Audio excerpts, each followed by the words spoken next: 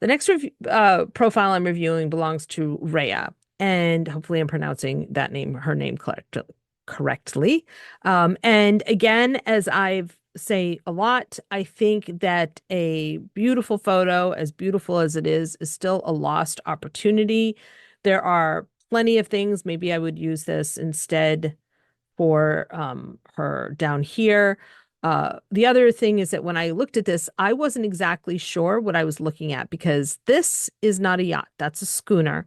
And it took me a minute to realize I was looking up the side of a yacht on the left-hand side here.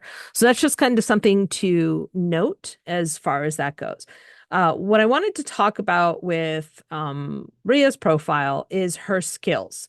And this is actually, she does a good job because she doesn't have 4,882 skills. That's an exaggeration. LinkedIn allows you to have up to 100. In her case, she's got 12 listed, but uh, a lot of them are redundant.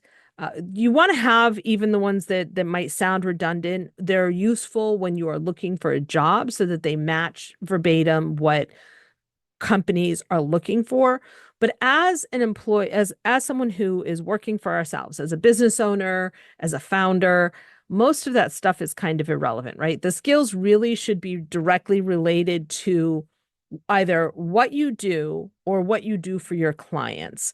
And so, for example, she's got radio host, and she also has she's got another thing, podcasting, and there was another speaking thing, right? Radio presenting. Those are kind of redundant unless she's also teaching people how to do podcasting.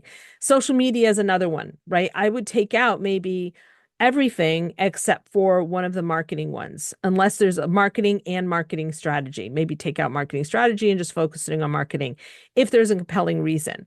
What's not listed are things that she actually offers her clients here, which are knowledge of the seas or whatever topic it is that she's discussing in her podcast, in her international radio, unless she's global yachting community is what she talks about this.